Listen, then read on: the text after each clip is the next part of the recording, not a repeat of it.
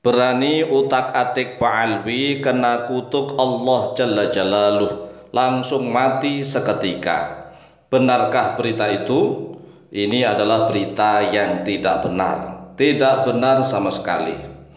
Tidak benar alias bohong, dusta dan hoax. Berita yang mengatakan bahwa orang yang berani utak-atik Pak Alwi kena kutuk Allah Subhanahu wa Ta'ala, langsung mati seketika. Ini tidak benar. Sekali lagi, ini tidak benar alias bohong, dusta dan hoax. Namun ada pengecualian nih.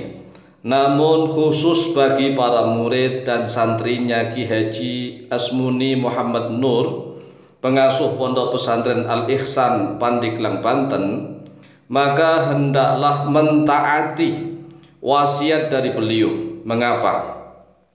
Karena sesaat setelah beliau selesai berwasiat kepada para alumni dan juga kepada para santri agar tidak utak-atik Pak Alwi, kemudian beliau wafat menghadap Allah Jalla Jalaluh, yaitu pada hari Selasa tanggal 8 Oktober tahun 2024 Masehi, atau tepatnya pada tanggal 5 Rabiul Akhir tahun 1446 Hijriah, pukul 21.45 waktu Indonesia Barat.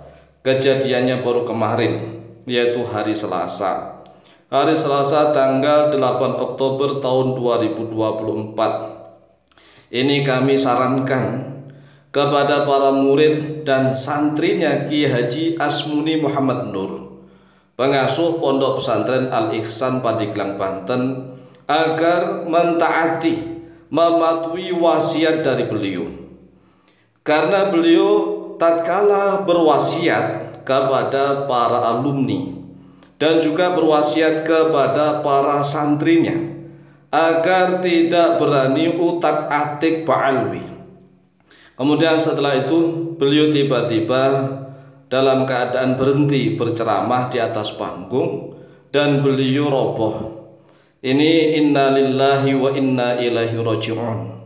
Kita doakan beliau agar husnul khotimah, mendapatkan tempat yang indah, yang tinggi, di derajat yang sangat mulia.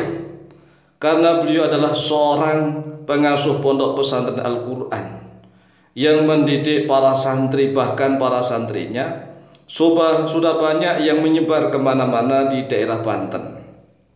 Oleh sebab itulah, ini sebenarnya beritanya adalah beliau tentang Ki Haji Asmuni Muhammad Nur. Jadi awalnya berita ini kan baru kemarin, yaitu hari Selasa.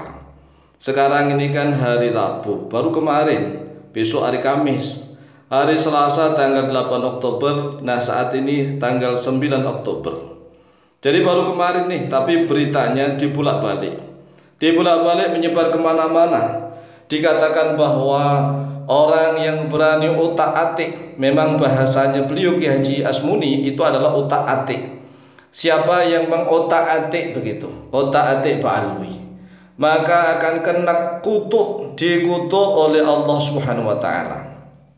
Nah ini kan ranah keilmuan masalah nasab itu keilmuan. Jadi masalah nasab batal atau tidak batal itu sudah hal yang biasa. Maka hendaklah kita tidak membatasi kepada santri kita, kepada siapapun yang pernah mencari ilmu kepada kita. Karena ini adalah adab. Adab sebagaimana guru-guru kita terdahulu itu walaupun berbeda politik sekalipun, berbeda pilihan, enggak pernah menghalang-halangi santrinya untuk begini dan begitu. Yang penting santrinya ini tidak melakukan hal-hal yang maksiat. Kalau kita melihat santri atau alumni kita melakukan hal-hal yang maksiat yang nyata, itu kan yang kita tidak itu pada perbuatannya, bukan kepada santrinya. Oleh sebab itulah kita sebagai seorang guru hendaklah tidak membatasi para santri kita.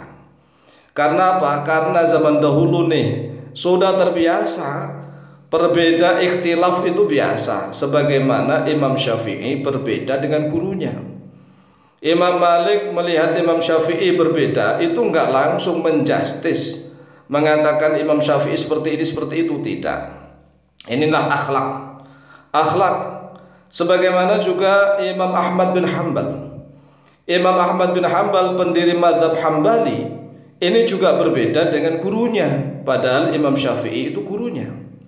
Jadi Imam Syafi'i pendiri mazhab Syafi'i berbeda dengan Imam Malik.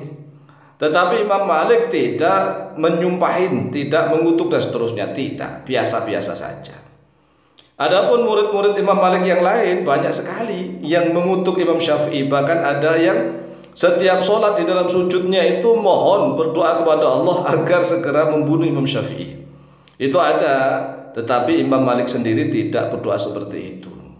Nah, Imam Syafi'i tatkala melihat muridnya yaitu Imam Ahmad bin Hanbal berbeda pendapat dengan beliau, juga biasa-biasa saja. Jadi ranah keilmuan ini sudah terbiasa berbeda antara guru dan murid. Jadi jangan terlalu membatasi. Dengan apa? Kalau membatasinya dengan ada laknat, ada kutuk, ini kan sangat bahaya. Laknat dan kutuk. Sedangkan seorang murid ini kan harus sam'an wa ta'atan, sami'na wa ta'na. Harus sam'an wa ta'atan kepada gurunya. Tetapi sekali lagi nih, kalau masalah ranah ilmu pengetahuan, jangan membatasi. Silakan murid berbeda dengan gurunya, itu hal yang biasa, asalkan masing-masing punya hujah. Yang tidak benar itu kalau berbedanya ngawur. Ngawur tidak berdasarkan ilmu pengetahuan. Nah, kalau berbeda ngawur dan ngawurnya sudah saling melaknat, saling mengutuk, ini juga tidak bagus, ya, tidak baik. Oleh sebab itu sekali lagi bahwa berita yang beredar menyebar justru ini dibalik.